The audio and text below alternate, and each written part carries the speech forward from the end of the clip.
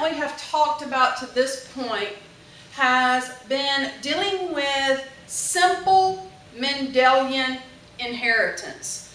That means that you have a dominant, you have a recessive, and there's nothing else. Only two choices for each trait. So either you have it or you don't. You get two dominant alleles or one dominant and one recessive allele. You're going to show the dominant phenotype. If you get two recessive alleles, you're going to show the recessive phenotype. But there are lots of traits that don't follow this pattern. And that brings us to our topic today, which is complex inheritance. We're going to talk about just a couple. The first is incomplete dominance. All right, incomplete dominance is when the cross between organisms with two different phenotypes, red and white, produce a third phenotype that is actually a blending of the parental traits. So you mix your red and your white and you end up with pink. I like to think of incomplete dominance almost like blending paints. Okay, the same thing can happen though with things like height. Tall with short actually gives you medium. It's a blending of the two. Okay, red and white give you pink. It's a blending of the two. This is incomplete dominance. So you'll have the three different phenotypes. You can also have something called co-dominance. This is when neither one of them actually want to give over, okay? And nothing new shows up. Instead, you get a mixture.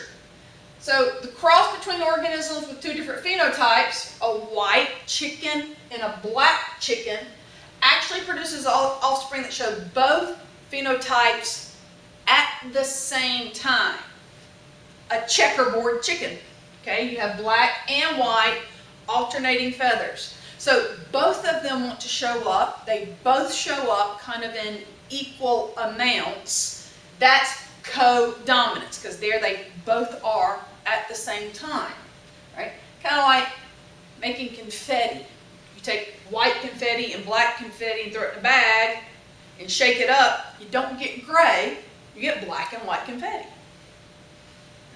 And then just working with sex chromosomes, the traits that are carried on the sex chromosomes of humans follow a lot of really weird patterns and all.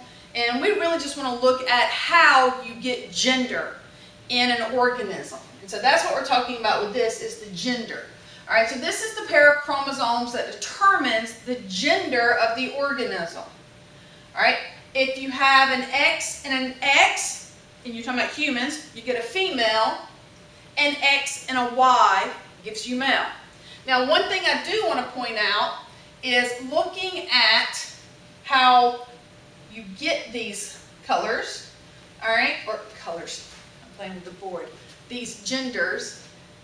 Mama only has X's to give, X and X.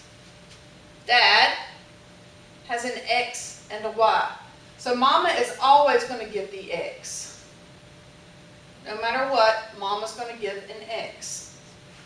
So it is the father who determines the gender of the child. Dad gives an X, you get a female baby. Dad gives a Y, you get a male baby. So the dad is actually the one that determines that. All right, that's it for what we're talking about with complex inheritance.